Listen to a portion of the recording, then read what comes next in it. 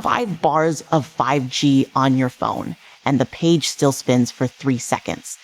That little icon is not lying to you, but it is hiding something, because 5G is not one technology. It is at least 3 completely different things wearing the same logo, and which one you get decides whether your download finishes in a blink or barely beats the old 4G phone in your drawer. Stick with me, because once you can read what is actually happening behind that icon, you will know exactly why your speed jumps in one part of town and collapses in another, and what to actually look for when a carrier promises you the future. Here is why this matters to you, not to an engineer in a lab. You are paying every month for a connection, and the gap between the fastest 5G and the slowest 5G is enormous, sometimes more than 10 to 1.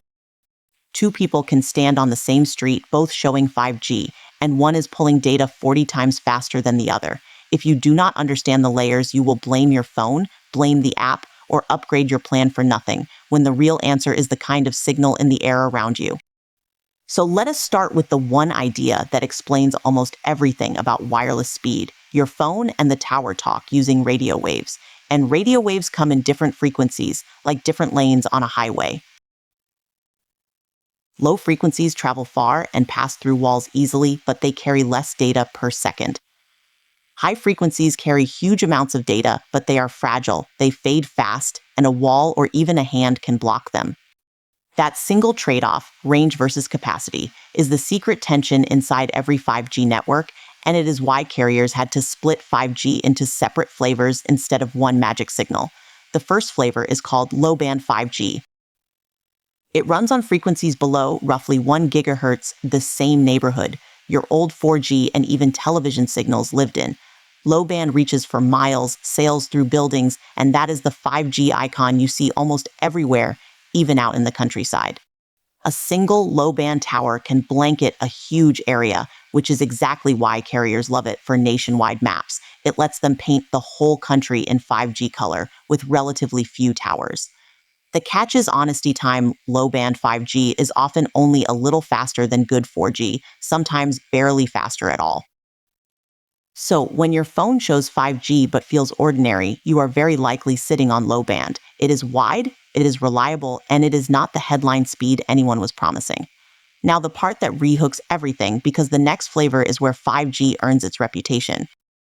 It is called mid-band 5G, running roughly between 1 and 6 gigahertz, often labeled by carriers as something like ultra-wideband or ultra-capacity.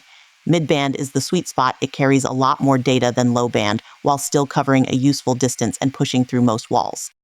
This is the 5G that genuinely feels different. Download speeds that can run several hundred megabits per second video that loads the instant you tap it. Large files that arrive before you finish reaching for your coffee. A big reason mid-band took off is a slice of airwaves often called the C-band, which carriers spent tens of billions of dollars to license, precisely because it hits that balance of decent reach and serious capacity. When people say 5G changed their phone, mid-band is almost always what they actually felt. And most carriers have spent the last few years racing to put it on as many towers as possible. The honest catch is that mid-band still does not reach as far as low-band, so coverage can be patchy, strong downtown, and along busy corridors thinner, once you head into quieter neighborhoods and rural roads. Then there is the extreme one, the flavor that made all the flashy launch demos. It is called millimeter wave or high band, and it uses very high frequencies above 24 gigahertz. Millimeter wave is absurdly fast, capable of gigabit speeds, fast enough to pull a full movie in seconds. But remember the trade-off. High frequency means fragile signal. Millimeter wave barely travels a few city blocks, and it struggles to pass through walls, windows, trees, rain, and yes, your own body. That is why you mostly find it in dense places, stadiums, airports, downtown cores, packed with small antennas on light poles and building corners. It is breathtaking when you are standing in the right spot, and it vanishes the moment you walk inside or turn the corner. So if you ever saw a jaw-dropping 5G speed test online, it was almost certainly millimeter wave in an ideal location that most people rarely touch. Let me give you the picture, because now the icon finally makes sense. One little 5G symbol can mean a slow, far, reaching low-band signal, a genuinely fast mid-band signal, or a blazing but rare millimeter wave signal, and your phone shows the same two letters for all three. Your speed depends on which layer your tower is broadcasting, how far you are from it, and what is physically between you and it. Stand near a mid-band tower with a clear path, you fly. Step into an elevator, drop to low band, or even 4G, you crawl. Nothing broke. You simply moved between layers. There is one more piece working quietly under all of this, and it is a big reason 5G feels snappy beyond raw speed. It is called latency, the delay between asking for something and getting the first response. 4G typically had a lag of around 40 to 50 milliseconds while well built. 5G can cut that to around 10 to 20, and in ideal conditions, even lower. You do not see latency in a speed test number, but you feel it everywhere. A web page that responds instantly, a video call without that awkward half-second gap, a game that reacts the moment you move.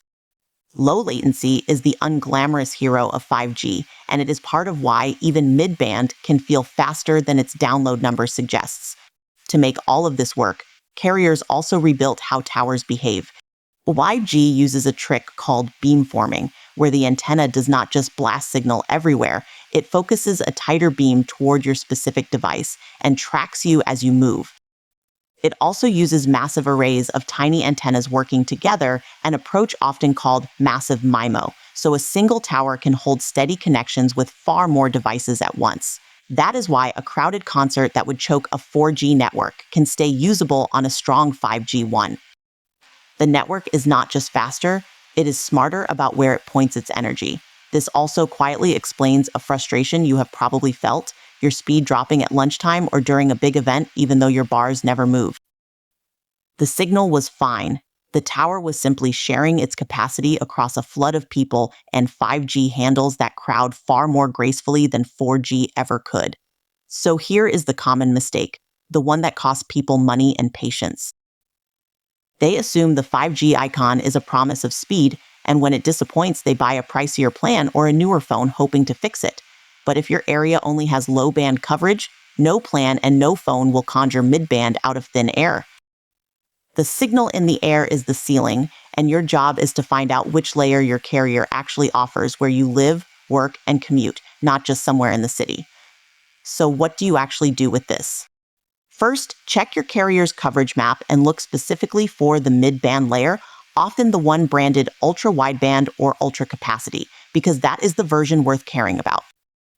Second, when you compare carriers, ignore the single biggest speed test number anyone shows you, that is usually millimeter wave in a perfect spot, and ask instead about everyday mid-band coverage where you spend your time. Third, if your phone is more than a few years old, make sure it actually supports the mid-band frequencies your carrier uses, because some older 5G phones only catch low band and quietly miss the good stuff. And fourth, remember that walls, distance, and crowds will always pull you down a layer, so a weak signal indoors is often physics, not a defect. One quick tip that costs nothing if you are stuck on a slow connection indoors, simply moving closer to a window or stepping outside can shift you from a blocked higher band back to a usable one, because the obstacle between you and the tower matters as much as the distance. Now back to where we started, that page spinning under 5 bars of 5G. You now know the icon was telling the truth and hiding the truth at the same time, because those 5 bars were probably low band, wide, and reliable, but not the fast lane, while the speed everyone brags about lives in mid-band and millimeter wave that you only touch in the right place. 5G was never one signal. It is a stack of trade-offs between reach and raw capacity, and once you can read which layer you are standing in, the network stops feeling random and starts making perfect sense. If you want to go one step deeper into the wireless world hiding in plain sight, check out how Wi-Fi 7 quietly changes the speeds inside your own home, because the same battle between range and capacity is playing out right there on your couch.